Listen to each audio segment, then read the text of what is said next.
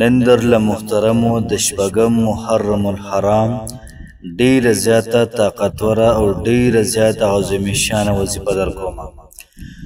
دومره ناشنا وظیفه محترمو تاسو په شپږم محرم باندې دا وظیفه شروع کړئ. انشاءالله العزیز په یو ورځ کې والله پاک ستاسو حاجات دا پوره کړي.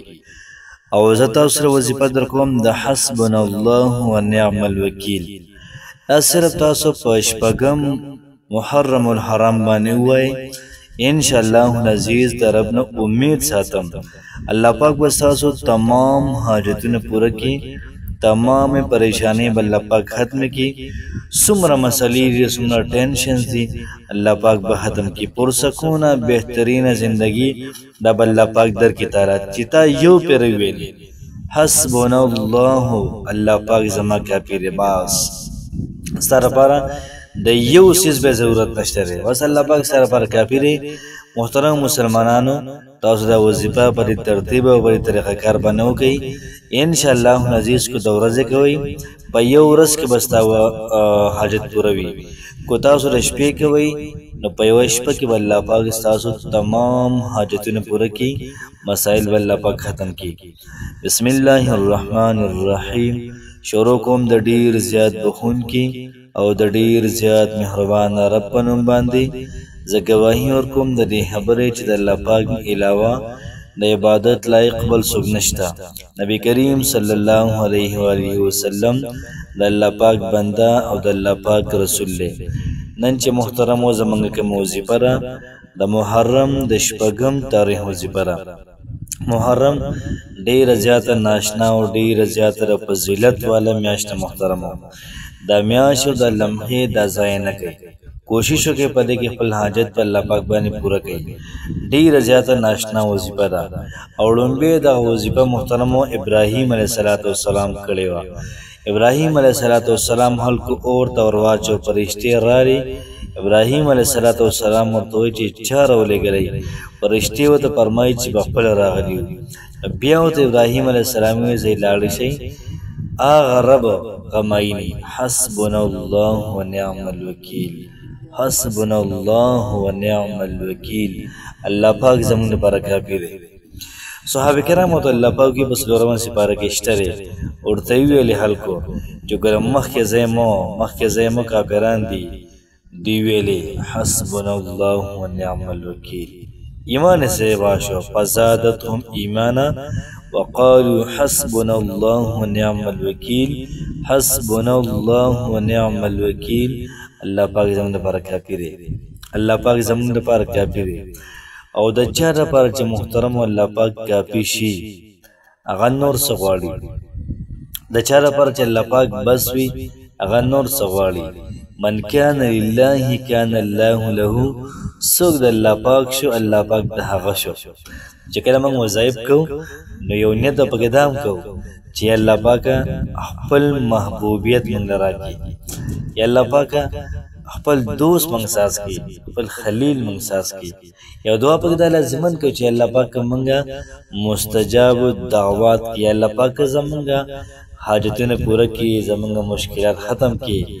نو محترم مسلمانانو د شپږم تاریخ ډیره زیاته ناشنا وظیفه ده او حسبنا الله ونعم الوکیل. په دې باندې دومره خلکو تجربې کړي، دومره خلکو چې مخکې تجربو ته ضرورت نشته دی. صرف وظیفه وکړئ بیا انشاءالله العزیز تماشا کوئ کمالات به الله پاک محترم تاسو ته کمالات. خو په صدق باندې د زړه نه بالکل داسې وظیفه وکړو چې الله پاک موږ ته وګوري چې او زما د بنده محتاج دی، او زما د بنده غواړي، زما د بنده څه پکار دی، خانه پوری نه. بس صرف موږ ترتیب برابر کو، مطلب یا 100 پیر یا 200 پیر یا 300 پیر ترتیب برابر کو بیا قصه ختم نه. یو پیر یو خوانته والا. حسبنا الله ونعم الوکیل. حسبنا الله ونعم الوکیل. ایمان په خلکو باندې اخته ودرېږي، دومره خوان کوي. حسبنا الله ونعم الوکیل چې په یو ځل ویلو باندې د زړه ته کوم سکون ملاویږي. تاسو یقین وکړئ سترګې پټ کړئ یو پرې ووایئ حسبنا الله ونعم الوکیل. حسبنا الله ونعم الوکیل ډیره زیاته غټه مزه کوي. نو تاسو به 14 پیرې یا 15 پیرې به درود ابراهیم وایي. د مانځه کوم درود دی هغه مې ویلي. بیا به د هغې نه بعد تاسو 314 پیرې مړه دومره خوند یې والی که نه سمه غټه مزه کوي. 314 پیرې تاسو حسبنا الله ونعم الوکیل دا ووایئ او بیا د هغې نه بعد 14 یا 15 پیرې درود ابراهیم بیا ووایئ او بیا محترمو لاسونه اوچت کړئ او خپل خالق او خپل مالک ته جړا وکړئ. خپل خالق او مالک ته خپل حاجت کې د ربه دا مې حاجت دی ته مشکل کشا مې ته حاجت روا مې ته مشکل پوره کوونکی ته مشکل ختمونکی ته حاجت پوره کوونکی ربه دا حاجت مې دې قبول کړه. ربه دا مشکل دی ربان راغلی دی زمانه لر کړه. زمونږ داسې ناشنا رب دی هغه اورېدلم کوي لیدلم کوي هر څه باندې پوهېږي ورته پته هم ده چې دې سړي څه پکار دی. خو بیا محترم الله پاک ګوري چې دا بنده زمانه په کومه طریقه غواړي. نو څومره زموږ تعلق الله پاک سره ډېر زیات و دومره به زموږ کار ډېر زیات کېږي.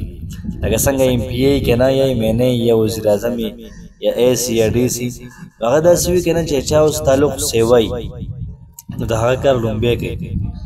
نو که زموږ کار الله پاک سره کوم تعلق دی دا سیوا شو یقینا چې الله پاک په زموږ ستاسو کار دا لومبی کوي. الله پاک وایي دا بنده دی زما او دی راسې غواړي جبرائیل ته وی ورې کوله بس ته باقي مه په عذابه ورې کوله. خو چې کله د یو سړي عاجزي سمه ډېره خوښه شي د یو سړي زاري خوښه شي الله پاک وایي جبرائیل لږ صبر وکړه د دې سړي دا زاري دا زما ډېره زیاته خوښه ده. نو چې کله محترمو تاسو ذکر شروع کړو یا څه وظیفه هم شروع کړله او قبلیږي نه نو بیا تاسو یقین وکړئ چې الله پاک به ستاسو زاري دا به خوښوي. موږ زر ستا ناامیده شو ایسته موږ مایوسه شو چې مړه کار نه کوي او دا چې ولې کار نه کوي هر څیز کار کوي. الله پاک سره زاري خوښه ده هغه وایي مې قبلوه لالچي انسان دی کو چېرته ورته قبوله کړي نو بیا به دعا نه کوي بیا به دې دعا نه کوي. نو محترمو کوشش وکړئ وظیفه بالکل د زړه نه وکړئ. د زړه نه چې دل سے جو بات نکلتی ہیں اثر رکھتی ہے د زړه نه یو خبره چې وځي کې اثر پر نہیں پر طاقت پرواز رکھتی ہے هغې وزر مزر نه خو بیا هم د وزر عمر طاقت دا لري عرش مولا ته محترمو دا رسي بیا کوشش وکړئ وظیفه د زړه نه وکړئ انشاءالله العزیز الله پاک به ستاسو حاجات دا پوره کړي مشکلات به ختم کړي. د دې وظیفې اجازه ته تمامو خلکو ته دی. الله پاک هم خوشحاله آباد ساته. السلام علیکم ورحمة الله وبرکاته.